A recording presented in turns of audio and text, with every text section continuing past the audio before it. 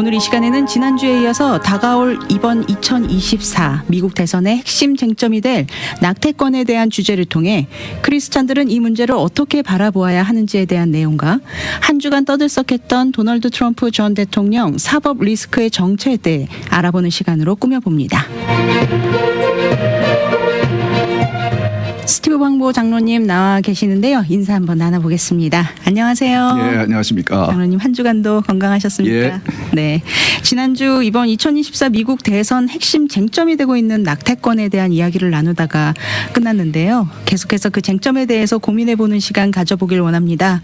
결코 쉬운 문제가 아닙니다, 장로님. 예. 결국 여성의 자기 의사 결정권이냐 아니면 태아의 생명에 대한 생존권이냐 하는 문제인데 예. 바이든 대통령은 이 문제를 여성의 건강과 사회 정의를 통해 의사 결정권이 우선되어야 한다라는 입장이죠. 그렇죠. 네. 최근에 주 정부 차원의 결정으로 이렇게 낙태권이 주 정부의 어떤 결정이 주 정부 차원으로 결정이 되어야 된다. 이런 법이 되면서 이제 각 주마다 이렇게 결정을 지금 하고 있습니다. 어떤 주는 낙태권을 인정을 하고 어떤 주는 인정하지 않고 이렇게 좀 많은 변화들이 있는데 어떤 주에서는 유죄가 될 수도 있고 어떤 주에서는 무죄가 될 수도 있는 그런 상황 속에 있는데 지금 현재 어떤 현상이 좀 벌어지고 있는지 이 시간 통해서 좀 조언의 말씀 부탁드립니다. 예, 지금 그 올해 선거에 이 낙태 이슈가 중요한 이슈가 된 것은 전적으로 민주당이 이제 여러 가지 중요 이슈들 가운데 유일하게 우위점에 있다고 생각하는 이슈가 이제 낙태이기 때문에 네. 지금 그 낙태권을 이제 올해 선거와 대선에 주요 이슈로 삼고 있고 공화당을 이제 공격하고 있는 것이죠. 그런데 네. 이제 방금 설명하신 것은 제가 전에 2년 전인가 73년도에 연방 법원이 대법원이 낙태를 허락하는 최초의 그러니까 전에 설명드린 대로 미국의 헌법은 낙태에 대한 언급이 없습니다. 그것은 연방 정신에 따라서 각 주가 이제 선택을 하게 되는 것인데 그것을 바꾸어서 13년도에 낙태를 허락하는 판결을 내리고 그 후에 50년 동안 허락이 되어 오다가 2년 전에 트럼프가 임명한 연방 대법원들에 의해서 번복이 됐죠. 그 말은 원래 상태로 돌아가서 각 주가 낙태에 관한 법을 만들 수 있게 된 것이고 그래서 지금 우리가 보고 있는 현상은 각 주에서 낙태에 관련한 주법을 만들고 있고 혹은 주민 발의를 통해서 낙태에 대한 이슈를 결정을 하고 있는데 그래서 말씀하신 대로 민주당이 장악하고 있는 주와 공화당이 장악하고 있는 주가 다른 입장을 취하고 있고 대부분 민주당이 장악하고 있는 캘리포니아를 포함해서 민주당이 장악하고 있는 주들은 낙태를 임신의 만물까지 출산 바로 전까지 낙태를 온전히 허락하는 이제 그런 정책 그런 법들을 계속 만들고 있고 반대로 공화당이 장악하고 있는 주들은 낙태를 금하는데 그들 가운데 공화당이 장악하고 있는 주들 가운데 조금 차이가 있다면은 임신 후 어느 시점부터 낙태를 금할 것인가. 어떤 주들은 6주라는 것은 그 태아의 심장이 형성이 되어서 박동이 시작되는 그 시점을 6주로 보고 있고 혹은 어떤 주들은 15주 이후부터는 낙태를 금하는 이제 그런 공화당이 장악하고 있는 주들은 그런 이제 법이나 법을 이제 만들고 있고 또 한 가지 다른 점은 이 공화당이 장악하고 있는 주들 중에서 두 가지 현상이 있는데 일부 주는 이 범죄 행위를 통해서 임신이 되는 경우 그러니까 이제 강간, 근친상간 혹은 인신매매를 통해서 임신이 되는 경우에는 예외로 그런 주들이 낙태를 금하는 법을 가지고 있지만은 이런 경우는 예외로 삼는 exception, 예외로 삼는 주들이 있고 또 어떤 주들은 예외로 삼지 않고 무조건 생명은 보호해야 된다라는 이제 주들이 있습니다. 그게 차이거든요. 그러니까 이제 바이든 후보와 민주당 측은 공화당을 공격하면서 이거 봐라. 여성의 몸에 아이가 있는데 그 여성이 선택할 그런 권리를 완전히 정부가 뺏어가는, 법으로 뺏어가는 이제 그런 사람들이다. 무정한 사람들이고 익스트림한 사람들이라고 공격을 하고 있는 것이죠. 네. 그러니까 이제 그 이 성경적인 가치관을 모르는 사람들, 신앙이 없는 사람들, 성경의 가치관을, 성경의 그 가르침을 따르지 않는 사람들, 그런 사람들 입장에서는 옳고 그름의 판단이 기준이 정확하지 않으니까 이쪽에도 솔깃하고 저쪽에도 솔깃하고. 그러니까 일반 사람들의 여론조사를 해보면은 그분들은 너무 출산 직전까지 아주 태아가 그 완전히 인간의 형태를 가지고 있는 그때까지 낙태를 허락하는 것은 그는 좀 너무 심하다. 네. 그리고 또 반대로 너무 임신 초기부터 낙태를 금하는 것도 좀 이상한 것 같다. 그래서 애매한 입장을 가져요. 네. 그래서 이 이슈가 지금 민주당은 신이라서 이 이슈를 들고 나오고 있지만은 공화당은 상당히 곤란한, 정치적으로 상당히 곤란한 이슈가 되고 있거든요. 네. 그래서 그런 면에서 제가 지난주에 방송을 하다가 이제 이 낙태 이슈를 대해서 얘기를 하다가 이제 결론을 못 냈고, 그래서 이제 오늘 다시 얘기를 하게 되는 건데, 네. 그때 지난주에 방송할 때 제가 그러면은 태아의 생명은 누구에게 속한 생명이냐? 네. 과연 그 태아의 생명이 그 임산부의 그 어머니의 삶과 죽음의 선택을 받아야 하는 그런 그 여성에게 속한 그런 생명이냐? 아니면 하나님께 속한 생명이냐? 그것에 제가 그 이슈를 제가 제기를 했거든요. 네. 그 이슈, 그는 이제 우리가 복음 방송을 듣는 분이 다 우리는 이제 크리스천들이기 때문에, 네.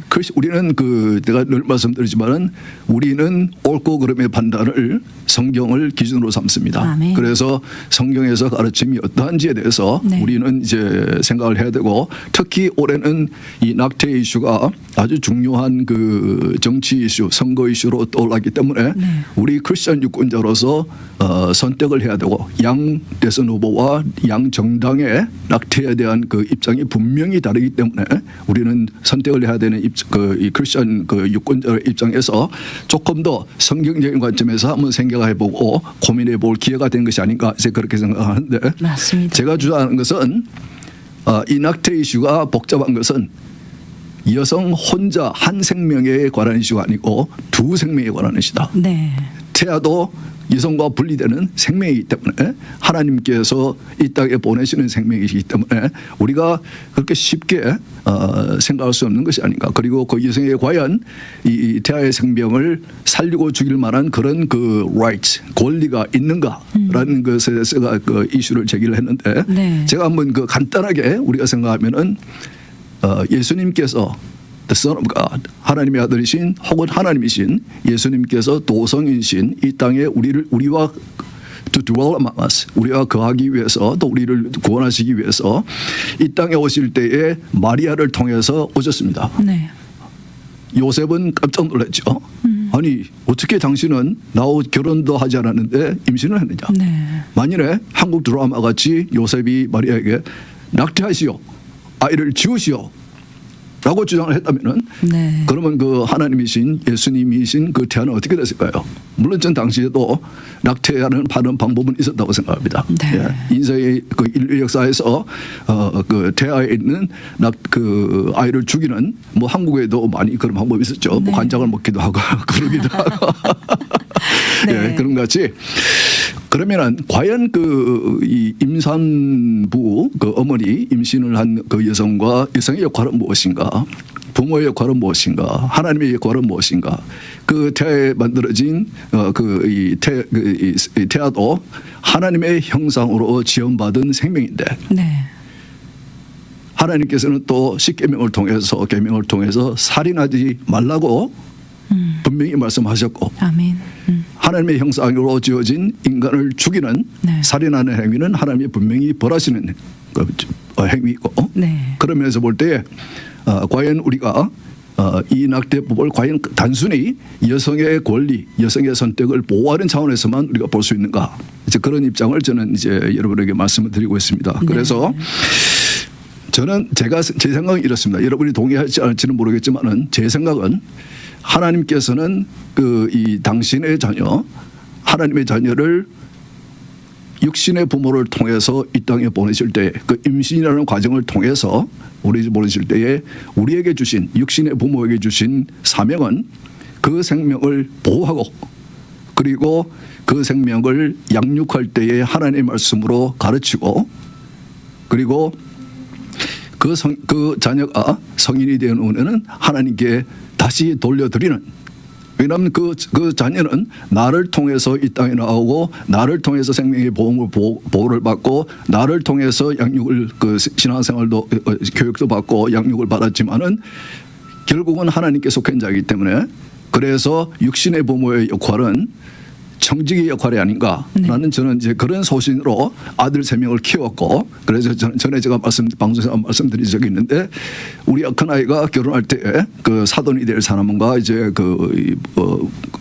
그게 상견례라고 하죠. 네. 예, 식사할 때에 제가 우리 아들의 그 어떤 생각으로 어떻게 신앙 교육을 시키면서 키웠는지를 그 아이의 그 이 spiritual resume 영적인 그 뭐라고 합니까? resume. 이력서. 네. 이력서를 그런 내용으로 편지를 써서 이렇게 나는 그 우리 아이를 키웠습니다. 네. 그리고 마지막 부분에 이제는 이 아이를 하나님께 돌려드렸습니다. 라고 그렇게 써서 그 두 분에게 제가 편지로 그렇게 드렸습니다. 네. 그래서 그분들이 두 분 다 이제 크리스천들이기 때문에 제가 그렇게 표현할 때는 분명히 그거를 읽으면서 제가 무슨 의미로 그런 말을 했는지는 이제 알 것 같아요. 네. 예, 그래서 가만 제가 생각하면서 느끼는 것은 우리 크리스천 한인 부모님들도 가만 보면은 마치 자녀가 자신의 소유인 것처럼 그렇게 그 아들과 자녀와 그 부모의 관계를 생각하는 경우가 많이 있는 것 같다는 생각을 저는 합니다. 네. 그래서 왜 그럴까를 저는 생각하면서 이것이 혹시 그 유교 문화의 유교 사상의 영향이 아닐까라는 생각을 하고 특히 성인이 된 자녀는 사실은 우리가 하나님의 자녀를 키우는 청지기로서의 일을 다 마치고 하나님께 돌려드렸기 때문에 우리는 그들을 위해서 성인이 된 부모를 위해서 하나님께서 그들을 부르시는 길로 그들이 삶을 살아갈 때에 그들을 위해서 기도하고 그들을 위해서 우리가 도와줄 일 있으면 도와주고 하는 역할이 남아있는 것이지. 네. 그 하나님의 할 일, 하나님께서는 그 우리의 성인이 된 우리의 자녀를 부르시고 그들에게 할 일을 주시고 사명을 주시고 그들에게 책임을 지우시고 그들이 잘못 판단할 때는 벌을 주시고 축복해 주시고 하시는 그 하나님의 일을 부모가 하려고 하는 경우도 제가 볼 때는 있는 것 같아요. 네. 그래서 이 영어 표현에 playing God이라는 표현이 있는데 하나님의 행위를 한다 부모가 육신의 부모가 하나님의 행위를 하는 것이 아닌가. 제가 이제 그 이런 생각까지 왜 하게 됐냐면은 이번 주일날이 어머니 주일이죠. 네. 예, 어머니 주일이니까 당연히 그 육신의 부모들에게 부모들이 감사하죠. 그러나 한번 이런 그 자녀와 부모의 관계, 육신의 부모와 이 자녀와 그 육신적인 관계 그런 관계도 우리가 생각해 볼 수 있지만은 사실은 우리에게 영원한 부모, 우리에게 영원한 아버지, eternal father. 네. 는 하나님이시거든요. 아멘. 예, 그래서 제가 그 얼마 전에 우리 손녀 그 돌 잔치할 때 우리 그 아들과 며느리가 저에게 기도를 해달라고 그래서 기도할 때도 그런 얘기를 했습니다. 하나님께서 이 자녀를 이 아이를 귀한 아이를 당신의 자녀를 이 그 우리 아들과 며느리 가정에 이렇게 보내셨는데 이 자녀는 하나님의 자녀입니다. 네. 예, 그렇게 이제 얘기하고 우리 그 아들과 며느리에게도 제가 늘 얘기하는 것이 이 아이는 너희 아이들이 아니고 하나님의 아이다라고 제가 설명하거든요. 그와 같이 그런 관점에서 만일 여러분들이 제가 이 설명하는 이 관점을 동의를 하신다면은 네. 과연 우리가 낙태를 생각할 때에 정말 이런 식으로 생각적으로 생각할 수 있겠는가? 분명히 하나님의 형상으로 지원받은 생명입니다. 네. 사실은 뭐 6주 후에 그 임신이 돼도 가능하다. 그 낙태를 해도 가능하다. 15주 후에 낙태를 해도 가능하다. 이런 식으로 하는 것도 사실은 사람들이 하나님 행위를 하는 것이죠. 네. 그 귀한 생명을 뭐 6주 후에는 죽여도 괜찮고 15주 후에는 죽여도 괜찮고 출산 바로 전까지는 죽여도 괜찮고 이런 결정을 할 수 있는 것은 그것은 이제 playing God 하나님의 행위를 하는 것이거든요. 네. 그런 면에서 아까 제가 말씀드린 범죄 행위를 통해서 임신이 되는 경우, 태아가 생겨지는 경우, 생명이 만들어지는 경우, 간암이나 그 근친상간이나 혹은 인신매매 등을 통해서 그 생겨진 생명들, 과연 그들이 말하는 대로 그런 생명은 죽여도 되는 생명입니까? 네. 우리가 저는- 이걸 예. 참 심각하게 한번 좀 고민해봐야 될 문제입니다. 예, 저는 만일 우리가 그렇게까지, 왜냐하면 제가 왜 이렇게까지 여러분에게 설명을 하냐면은 우리 믿는 사람들 가운데서도 낙태를 쉽게 생각하시는 분이 있습니다. 네. 그것은 여러 가지 이유가 있겠죠. 그러나 조금 성경적인 관점에서 낙태를 너무 쉽게 생각하지 말자. 정말 물론 이제 그런 범죄인을 통해서 임신을 하는 경우 그분이 그래도 정말 신실한 신앙을 가진 분이 그런 제가 설명한 그런 생각으로 아이를 그래도 잘 출산을 하고 잘 키워서 훌륭한 사람이 되는 경우도 있고, 네. 어떤 경우는 나는 도저히 이 아이는 키우지 못하겠다, 그래서 입양을 시키는 경우도 있습니다. 입양이 문제가 전혀 없죠. 한국적인 관점에서는 입양을 아주 이상하게 생각하지만은 아주 꺼리는 경우도 있지만은, 그러나 내가 키울 자신이 없고 키울 영향이 없고 어떤 이유에서든지 키울 수 없는 경우에 나보다 더 훨씬 그 생명을, 그 자녀를 잘 양육할 수 있는 부모에게 입양을 시키는 것도 전혀 문제가 없습니다. 네. 그리고 미국의 문화는 우리가 잘 아는 대로 입양을 아주, 특히 크리스찬 부모들이, 제가 전에 한번 말씀드리는데 제가 아는 그 젊은 백인 부부는 첫 아이로 하나님께서 다운 신드롬 베이비를 주셨습니다. 네. 그들은 깜짝 놀랐죠. 그러나 얼마 후에 그들이 another Down syndrome baby, 또 다른 다운 신드롬 베이비를 입양을 하더라고요. 네. 그래서 깜짝 놀라서 내가 그 친구에게 물어봤습니다. 아니 너 어떻게 그런 생각을 하고 있느냐. 그랬더니 그들은 이제 신실한 크리스천이었고, 네. 그러면서 우리는 하나님께서 우리에게 정말 기대한 것은 아니지만은 하나님께서 우리에게 다운 신드롬 베이비를 주셨는데 키우는 과정에서 다운 신드롬 베이비를 어떻게 키워야 되는지를 배우게 됐다. 그렇기 때문에 다운 신드롬 베이비를 놓고 이렇게 키우기를 어려워하는 분들을 대신에 우리가 더 잘 키울 수 있기 때문에 정말 그분들은 자신들이 하나님의 도구로 생각하는 것이죠. 네. 하나님의 귀한 생명, 내가 낳았던, 나를 통해서 그 아이가 나왔던, 다른 사람을 통해서 세상에 나왔던, 하나님께서 이 땅에 보내신 그 아이가 어떤 핸디캡이 있더라도, 사실 그 한국 문화에서는 임신 중에 그 의사가 아이에게 조금 문제가 있는 것 같습니다. 다운 신드롬이든지 어떤 핸디캡이 있는 아이의 경우는 아주 자연스럽게 아이를 지워버리자라는 그런 생각을 하시는 분도 있지 않습니까? 네. 과연 그런 경우도 하나님이 보내신 생명인데, 아까 말씀드린 대로 도저히 키울 자신이 없으면은, 아까 제가 말씀드린 그 백인 그 젊은 부부들 같이 그들이 키우기를 원하는 그런 준비된 부모들이 있거든요. 그러니까 그런 면에서 우리는 낙태를 쉽게 생각하지 말자. 그리고 이 낙태 이슈, 특히 지금 그 미국에서 성경적인 가치관이 아주 강하게 지금 도전을 받고 있는데, 어택을 받고 있는데, 이런 상황에서 이 이슈 역시 하나님의 성경의 가치관을 공격하는 그런 이슈입니다. 그것을 가지고, 이 낙태 이슈를 가지고 바이든 후보나 민주당 정치인들이 발언한 거 보면은 이 생명을 보호하겠다는 프로-라이프 입장을 가진 주들이나 정치인에 대해서 조롱하듯이 네.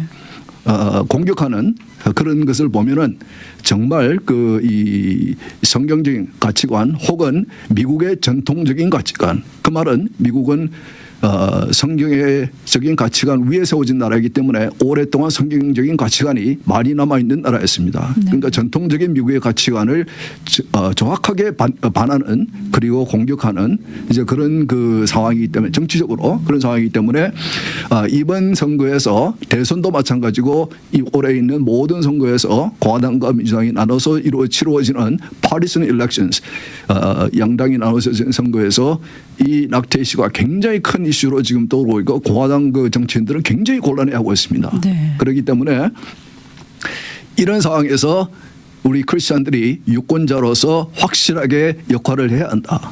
그리고 이 선거를 위해서도 올해 미국의 선거를 위해서도 또 앞을 그 미국의 미래를 위해서도 우리 크리스천들이 열심히 기도를 해야 된다. 네. 저는 그렇게 생각합니다. 그리고 다시 한번 말씀드리는 것은 우리가 육신의 부모로서 우리의 그 아이에 대한 우리의 역할이 무엇인지 하나님께서 우리에게 주신 그 역할이 무엇인지 사명이 무엇인지 다시 한번 깊이 생각해 볼 필요가 있다. 네. 그래서 너무 심하게 하나님께서 당신의 통해서 나온 그 자녀들을 위한 계획이나 섭리가 있는데 그것을 심하게 육신의 부모가 거스리는 그런 행위는 월권행위다. 하나님에 대한 월권행위다. 네. 하나님이 할 일을 우리가 하는 것이다. 그러니까 다시 한번 정리해 볼 필요가 있다고 저는 어머니 주일을 맞이하면서 네. 그 우리 며느리와 제 아내와 제 어머님과 장모님과 제 삶에 있는 여성들의 어머니들을 축하드리면서도 다시 한번 우리가 어머니의 역할은 무엇인가, 육신의 부모의 역할은 무엇인가. 네.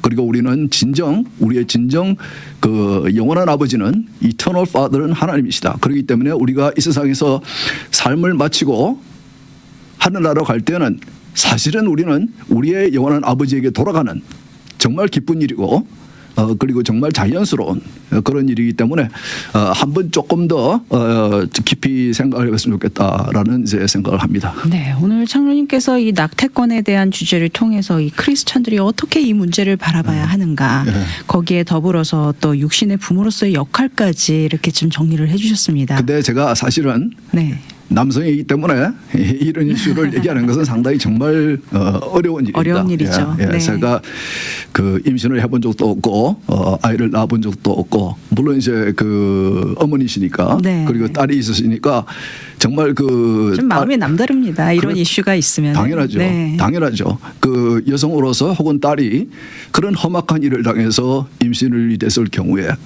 고민이 안 될 수가 없겠죠. 정말 고민이 안 될 수가 네. 없죠. 예. 그래서 더욱더 우리는 미리미리 마음속으로 물론 그런 일이 안 일어나야 되고 안 일어나겠지만은 이 하나님께서 우리에게 성경을 통해서 우리는 하나님의 말씀대로 살기를 원하는 사람들이기 때문에 그래야 하나님께서 우리의 삶을 통해서 기쁨을 받으시고 그래 하나님의 영광이 드러나기 때문에 하나님의 말씀에 순종하는 입장에서 조금 그 생각의 정리를 해볼 필요는 있다. 맞습니다. 예, 특히 아멘. 그 올해 선거에는 이것이 정말 무슨 이유인지는 잘 모르겠어요. 네. 적어도 좀 하나님의 특별한 뜻이 있는지는 모르겠는데 어쨌든 이 미국의 현재 컨텍스트는 전에 제가 설명드린 대로 하나님 성경적인 기본 그 원리와 성경적인 가치관 위에 이 나라가 건국되었고 그 가치관을 미국의 이 나라의 전통 가치관으로 여기면서 오랫동안 유지되어 온 나라가 지금 현재 최근에 몇 년 사이에 굉장한 공격을 받고 있거든요. 네. 이거는 정말 영적인 싸움입니다. 네. 물론 이제 크리스천이 아닌 분들은 그렇게 보지 않겠죠. 볼 수가 없겠죠. 그러나 우리가 볼 때는 이것은 분명히 지금 현재 미국에서 일어나고 있는 일은 물론 한국에서도 일어났고 이런 지금 현재 그 하나님의 나라에 대한 직접적인 도전이라고 저는 생각합니다. 그렇죠. 네. 그렇기 때문에 제가 그 이 방송을 제가 정말 어려워하면서도 이렇게 계속 이제 매주 나와서 하게 되는 것도 이런 생각을 우리는 해봐야 되지 않겠는가, 고민을 해봐야 되지 않겠는가, 이 나라를 위해서 우리가 기도해야 되지 않겠는가, 네. 이런 그 생각을 여러분과 나누고 그리고 우리의 그 교회와 너무 정치에 무관심한 우리의 삶에 굉장히 중요한 그 영향을 끼치는 막대한 영향을 끼치는 그런 이것이 정치인데 그들이 만드는 법이고 그들이 하는 정치 그 행위인데 이것을 마치 없는 양 그렇게 지금 이제 살아가고 있는 혹은 교회를 지도하고 있는 그 교회 리더들, 목사님들, 장로님들 그리고 부모들, 우리 크리스천들 조금 더 이 지금 현재 미국에서 일어나고 있는 이런 상황에 대해서 심각하게 생각을 하고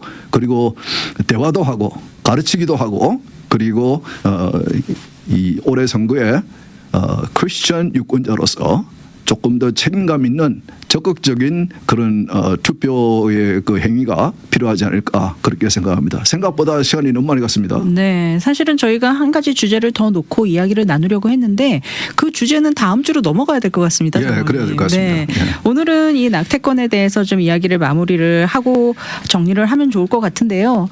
사실은 이것이 머리로는 받아들여지는데 그렇죠. 마음으로 받아들여지지 못하기 때문에 우리가 참 고민을 하는 것 같습니다. 쉬운 일이 아니니까. 네, 이게 또 나의 문제일 수도 있고 나의 가족의 일이 될 수도 있고 또 내가 사랑하는 누군가의 일이 될 수도 있는 일이기 때문에 어떤 불미스러운 일로 생명이 잉태가 됐다. 고민을 안 할 수가 없지만 우리는 생명의 주권은 하나님께 있다라는 믿음의 고백을 하는 성도들 아니겠습니까? 예. 네, 장로님께서 그 마리아의 그 상황을 좀 비유로 해서 이렇게 설명을 해주시니까 훨씬 더 좀 와닿는 것 같습니다. 정말 예. 사실은 마리아가 동정녀 마리아로 정말 그 어떤 관계를 갖고 예수님을 잉태한 것이 아닌데 그런 마리아의 경우에 만약에 아이를 낙태를 했다면 어떻게 됐을까 그런 생각 한 번도 해본 적이 없었던 것 같아요. 물론 네. 이제 성경이 말씀하신 대로 요셉이 의로운 사람이었기 때문에 네. 그것을 받아들이긴 했지만은 그러나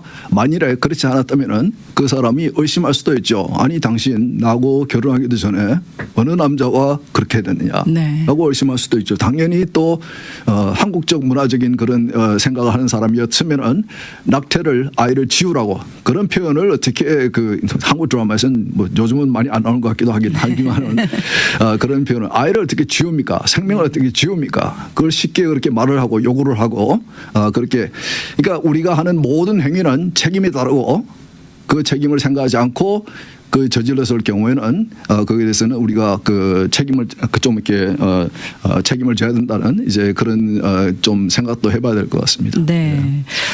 스티브 황보의 미국을 읽다 오늘 낙태권에 대한 이야기 좀 여러 가지 이야기 나눠봤는데요. 오늘 준비한 시간 여기서 이제 마무리를 하겠는데 장로님 끝으로 좀 조언의 말씀 한 말씀 부탁드리고 저희 이 시간 마무리하겠습니다. 한 2분 남았으니까 제가 네네. 그 두 번째 이슈에 대해서 간단하게 다음 주에 더 구체적으로 얘기하겠지만은 조금 이 현재 재판을 받고 트럼프가 받고 있는 재판에 대해서 그 언론이나 사람들이 생각하는 것이 좀 잘못된 생각을 하고 있는 것 같습니다. 지금 현재 이 트럼프가 받고 있는 재판은 그 18년 전에 있었던 그 여성과의 그 여성이 일어났다는 그 사건에 대해서 혹은 입막음에 돈을 준 거에 대해서 그 이 사건이 그 재판이 아니고 네. 사실의 재판의 근본은 당시 트럼프의 변호사였던 그 친구가 자기가 트럼프에게 요구를 받지 않고도 스스로 트럼프에게 잘 보이기 위해서 그 여성에게 입막음용으로 그건 뭐 확인된 건 아니죠. 그 실제로 그런 일이 18년 전에 있었는지 알지는 뭐 우리는 알 수 방법이 없죠. 네. 그러나 그 돈을 준 것인데 입막음용으로 이렇게 약속을 하거나 돈을 주는 행위는 절대 불법은 아닙니다. 네. 그러나 지금 뉴욕 이 주 검사가 기소를 한 내용은 그 돈을 그 트럼프가 그 변호사에게 다시 줬는데 그 용도를 변호비로 변호사 그 비용으로 항목을 하고 이 돈을 줬다. 네. 그렇기 때문에 그거는 이제 그 문서를 잘못 작성한 것이다라는 내용으로 이제 기소를 하는 것이고 네. 그러나 결국은 이제 정치적인 이유로 올해 선거에 영향을 끼치기 위해서 혹은 그 트럼프에게 먹칠을 하기 위해서 이제 그런 이런 일을 저지른 것이고 다음 주에 제가 조금 더 지금 현재 트럼프가 당하고 있는 무슨 사법 리스크. 사법 리스크에 대해서 왜 이런 일이 일어나고 있는지 배경이 무엇인지 네. 앞으로 이제 어떻게 전개가 될지 제가 볼 때는 하나하나 다 정리가 되고 있는 것 같습니다. 네. 그것에 대해서 그리고 왜 민주당이 또 민주당 내에서도 누가 관련이 되어 있는지 연방 그 검사 그 법무부가 4건을 기소를 했고 3건의 그 지방 검찰이 민주당 쪽 사람들입니다. 다 네. 이제 그 트럼프를 기소.